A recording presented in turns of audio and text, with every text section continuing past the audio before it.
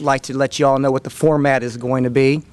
Director of Athletics Oliver Luck will get us started with some opening remarks, and then Coach Stewart will have some remarks for you all, and then he'll bring up Coach Dana Holgorsen. He'll have some remarks, and he will take questions from the media here at the podium for a brief period of time. At the conclusion of those questions, all three gentlemen will be available in the room to visit with you all for a brief amount of time. So with that, let's get started. I'd like to bring up Director of Athletics, Oliver Luck. Thank you, Mike. Good afternoon. Merry Christmas. I appreciate you all stopping by. My remarks will be very brief and concise. Number one, I'd like to welcome Coach Holgorsen to Morgantown, and want to thank Coach Stewart for all that he has done and is doing for our football program. I'm very excited about the future of our football program with Coach Stewart at the helm next year, and Coach Castile and our defensive staff, and Coach Holgorsen coming in. I think we've got just a tremendous lineup for our coaches, and I think that'll be reflected on our productivity and our results on the field. It's been a very hectic last 4 or 5 weeks, and I certainly have no plans during this press conference to revisit any timelines and things that have happened. I've walked folks through, and I think you're all very aware of how we got to this point, and I would ask for your cooperation with that. But I do want to say that I expect from all of our coaches, led by Coach Stu and Coach Holgorsen, Jeff Castile, our defensive coordinator, a lot of professionalism in this transition year. As I had mentioned to folks over the last couple of weeks, I've studied the transition models at Wisconsin, at Oregon, and I think those models worked extraordinarily well. Were reflected by great results on the field and great experiences for the student athletes. And given that Coach Stu is, in my mind, a consummate professional, and Coach Holgorsen and the rest of the coaches and our staff and our football operations folks here, I have no doubt but that it'll be a very smooth transition that, again, will benefit the student athletes. And that's really, at the end of the day, why we're in this business. The transition will start really right after the bowl game. I know that Coach Stu and the staff are focused, rightfully so, on the bowl game. Our kids have had a great week of practice and are excited to go down and play NC State. Tom O'Brien, the NC State coach, a good friend of Bill's, and a very quality guy and quality coach. Many of us remember him from his Boston College days with the Golden Eagles. So that's a real big test for us, and we certainly are appreciative to the media of the fact that yesterday during the press conference you really focused your questions on the bowl experience for the kids, because they certainly deserved it after the season they had. So we're excited about the bowl, we're excited about 2011, and we're excited about 2012 and beyond. And with that, I'll turn this over to Coach Bill Stewart. Coach Stu? Thank you, Oliver. Today you're looking at the modern-day version of Santa Claus. I pushed these guys pretty hard, this football team, and this morning after a very early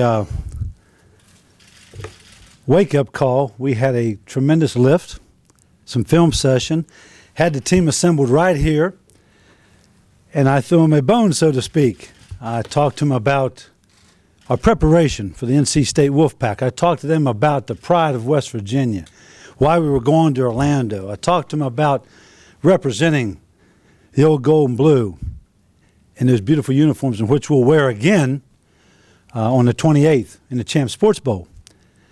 And at the end of the discussion, it was my blessing upon them to travel safe, and I would see them tomorrow and getting ready to get on the plane. And with that, I said Merry Christmas and walked out of the room. Now, these young 18 to 23-year-old young men did not take long to figure out that meant no practice. So today, you have some happy Mountaineers, and you have a happy head football coach.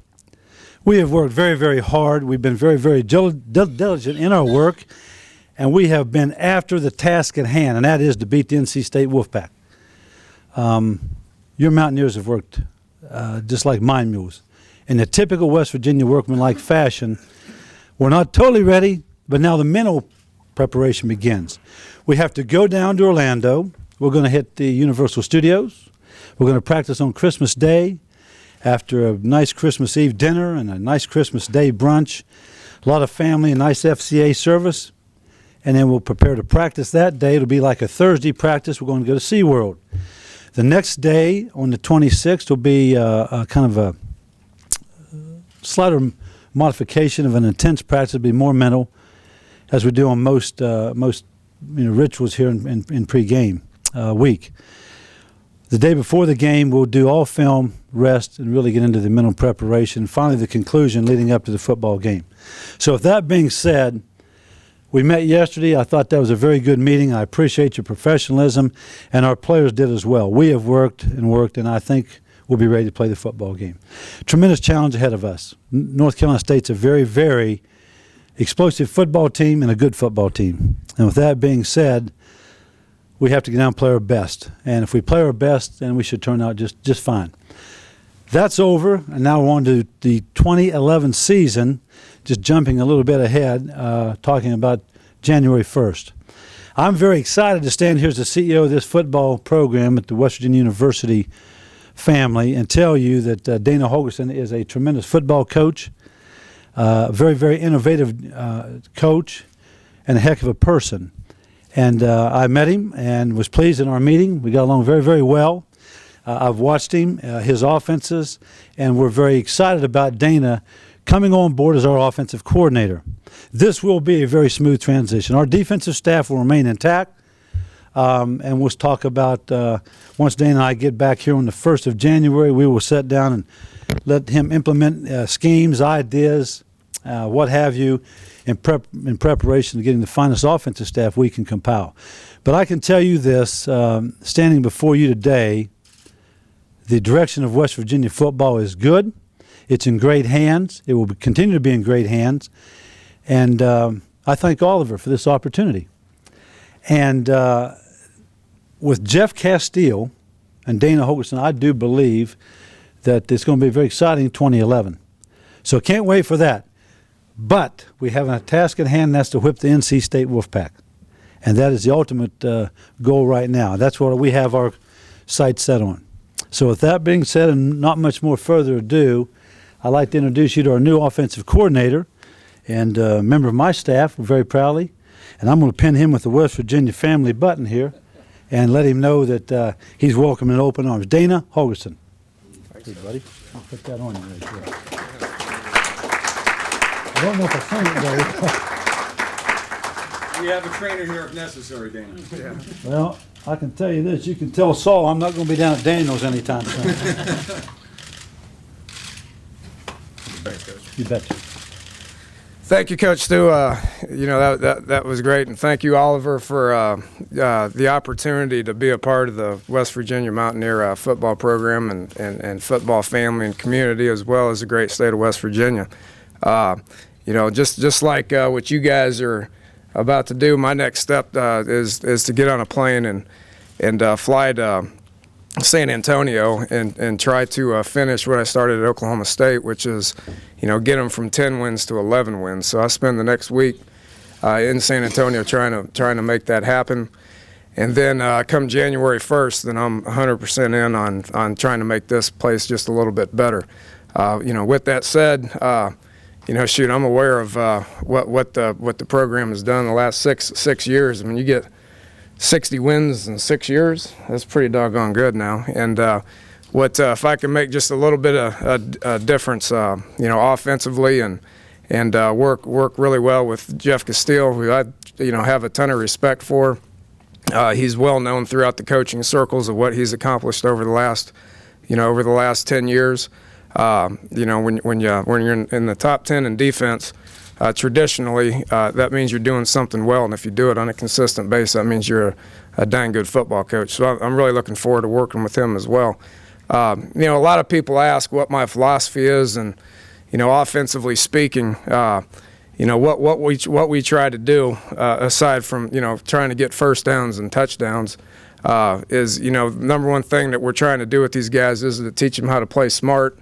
If you don't turn the ball over and you don't have penalties and you move forward, you have a chance to be successful.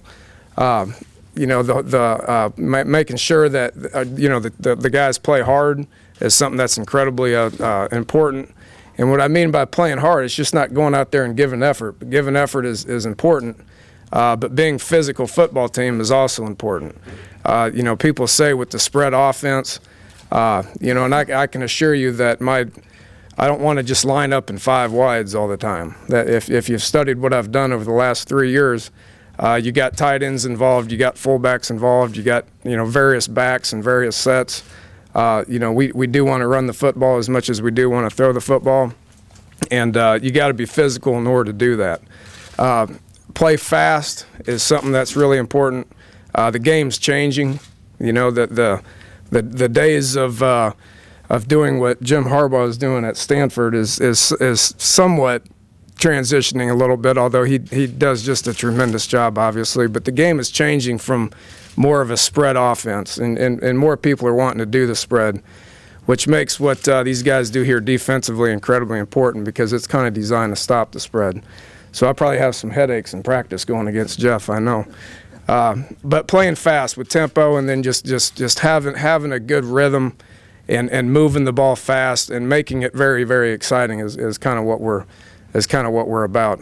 If you do those 3 things and you win, then you can have fun. And I never want to go to work and not have fun, and I never want these kids to go out to practice and go out into a game and not have fun. So I think having a philosophy of keeping it loose and letting the guys kind of be themselves, but on top of that, making sure you're doing things right and you play smart and you play hard and you play fast, and it gives you a chance to be successful. So this is a wonderful opportunity for me, and I can't wait for my 6 years ahead of me. I've been at four different places in the last 5 years. I'm tired of moving, tired of living in a hotel. There's been a lot of speculation about that, but looking forward to making this my home. So I'm really excited about being here. Thank you.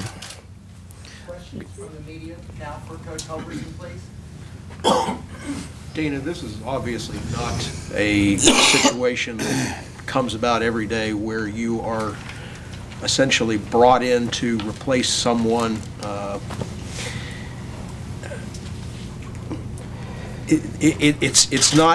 It's not generally thought of as an easy transition. Do you see any problems with the role that you're going to have next year and leading into the following year as the head coach, as far as who's in charge here and that kind of thing?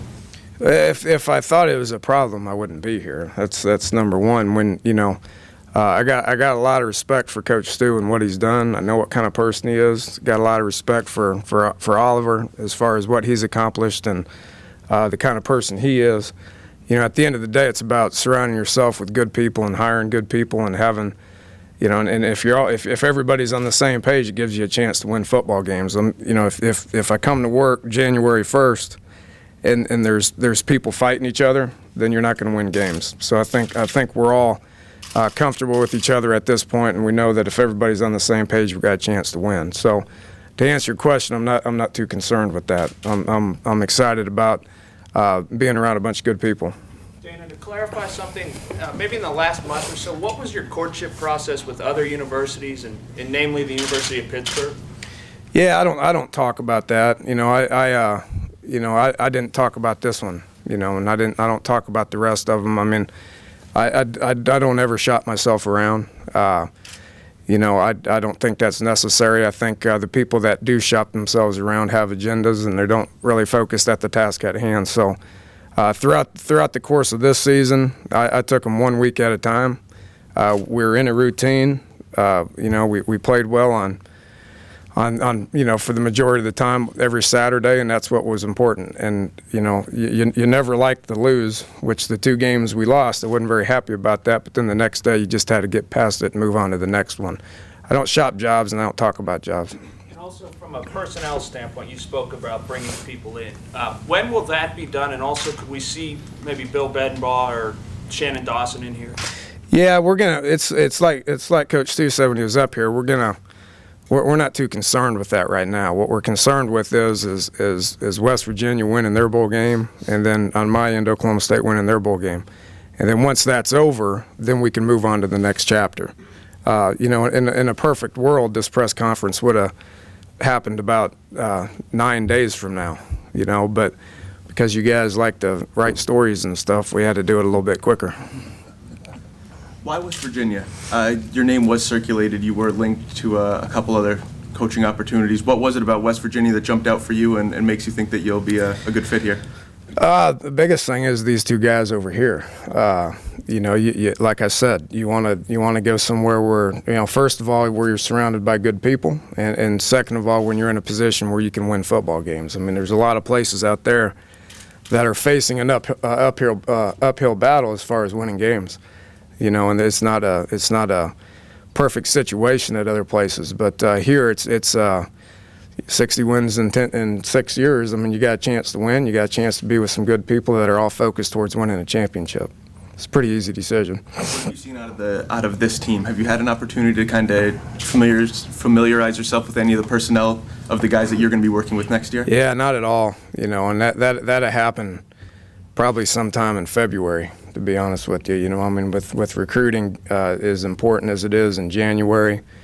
It's the same way for me last year at Oklahoma State. I got started there in February, and I learned something more about the offense, every day for the whole month of February leading into spring ball. So there's plenty of time in February to get to know these kids and find out where we need to line them up.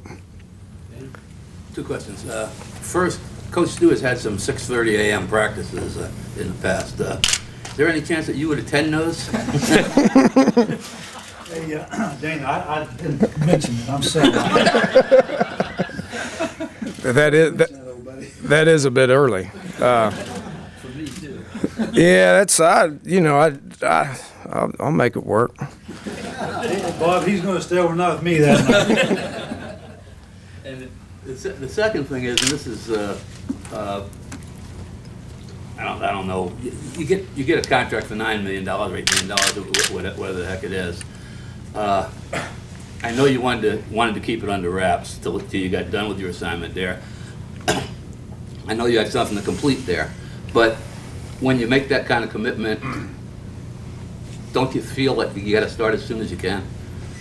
Yeah, that's a valid point and good question, but it's just not realistic in the situation that is at hand. I mean, West Virginia has coaches that have coached these guys to winning some games, and their job needs to be completed as well. So it actually just kind of worked out pretty good because I got a pretty strong relationship with guys like Brandon Whedon and Justin Blackman and Kendall Hunter and Bryant Ward, those kind of guys that I've been with for the last year. So, I want to finish that job there, and the coaches that are here, that are in place, are pretty excited about finishing their job as well. Coach, you've obviously had a lot of success getting guys up to speed in a hurry, being your last two jobs for about a year. When you look at these guys, and I know you haven't had the chance, like you said, to look at them too much, but what is it about your system that makes it easy to learn in a hurry? And is there any doubt in your mind that these guys will learn it fast? No, I don't think so. That our first year at Houston, I went into a staff that was already assembled with 4 returning starters, and I feel like the system that we got is one that is easy to teach, and it's easy to grasp. It makes sense, and then it's all about putting it in their hands and getting them as good as they can at it. And we were second in the country in offense, that year, so things worked out okay. And then last year, I came into a staff that had 4 guys that were on staff and implemented it, and they had 4 returning starters, and we led the nation this year.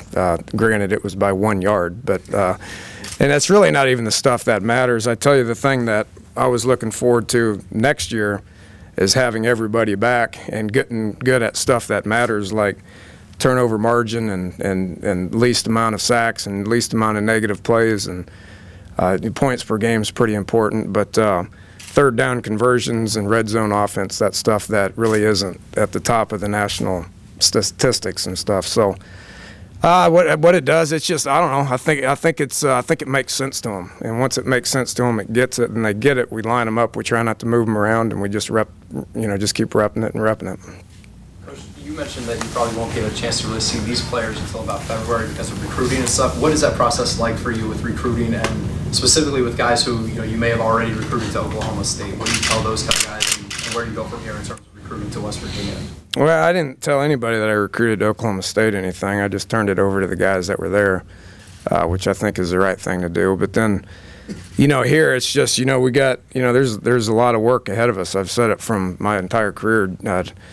December is the busiest month of the year as a coach, and January is the second busiest time of the year for a coach. So there's a lot of things that we got to discuss, with Coach Stu and the recruiting guys and who's recruiting them, and find out who's out there and find out who we got. I don't know, but we got to find out who we got and what we need and go get them.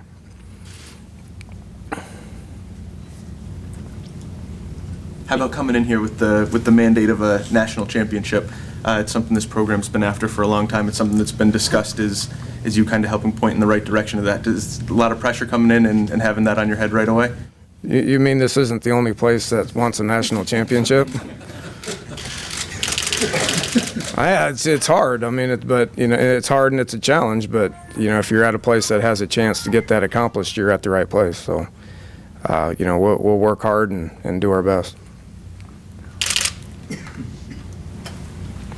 Have you talked to any members of the staff, especially the offensive side? Will you interview them for possibilities? Yeah, I will talk to them and evaluate what we have and what we need. And on my end, there's some guys that I'm pretty adamant to talk to and see if it's a fit here as well. You can't just, if you get an opportunity to hire a couple of guys, you can't just hire your best friends. You got to go out there and see what the position is. What do you need? What are the recruiting aspects? What's the geography as far as the part of the country and where they need to recruit as well. So there's a lot of things that go into that. You just don't make that decision overnight. Have you done much recruiting yourself or any of the people that you know in the eastern area in typical West Virginia recruiting territories? I haven't, no. I mean, my recruiting ties are Texas and Florida. I was in Georgia, I was in the southeast, Georgia, Mississippi, North Carolina, South Carolina. It's the jobs that I've had in the areas that I've recruited. And, here I'm well aware of where you need to recruit. And, Coach Stu and I have some conversations on who we need to get in place to be able to handle those areas. You've been around a good solid core of coaches throughout your year with Sumlin, Leach, and Gundy. Just explain how they've kind of made you the coach you are in terms of what their mentorship has brought and how it's evolved yourself as a coach. Well, it goes, prior to that, it started with Hal Mummy, who was, I played for Hal, and, he started doing this kind of offense back in a long time ago, 20, 25 years ago, and I had the opportunity to play for him at Iowa Wesleyan and then coach for him at Valdosta State. And he researched it and developed the system based on, various trips to BYU and Green Bay Packers and local high schools in the Texas area and all the rest, and developed a deal where he just believed in it and ran with it, and it worked pretty good. Went from Iowa Wesleyan to Valdosta to Kentucky, and he was on top of the world at one point right there. But just the X's and O's, and as far as how you coach, from him, Mike Leach, hooked back up with him at Tech in 2000. Just the organizational skills of what he does on a daily basis is really pretty impressive with how he organizes practice, how he organizes his plays. The reps that you need to get at specific things to get good at it. Oliver and I were talking about this earlier, being able to remain calm throughout the whole game. He's pretty good at that. You see him on the sidelines, and he never changes. It's good or bad. He's got that same facial expression, just maintaining a level head regardless of the situation. And then going to, 3 years ago, about this time 3 years ago, I made the decision to leave him and go work for Kevin Sumlin at Houston, and people thought I was crazy. They're like, why are you leaving the Big 12 to go to Conference USA, such and so on and so forth? And I was like, well, two reasons. One, I'm tired of telling Mike, to punt, and I wanted to be able to make those decisions as far as what you do on third down, what you do on fourth down, that sort of thing. But, being able to do it out on my own and being able to work for Kevin Sumlin are two things that was really important to me. And I learned a lot from Kevin as far as just being able to manage the program. Not necessarily the X's and O's standpoint of things. He did bounce some some things off of me from a tempo standpoint. After he just got done getting his butt whooped by West Virginia in the Fiesta Bowl, he took the Houston job and said, you need to play as fast as you can. Just keep doing what you're doing, but doing it fast. So he's a good friend, and I'm thankful for the opportunity that he gave me there 3 years ago. Coach Oliver said the other day one of the things that stood out when he spoke to you, I guess maybe the first time, was that you wanted to build a program as a head coach. When you look at what your ideal program will be, whether it's short-term or long-term, what are your goals for this program?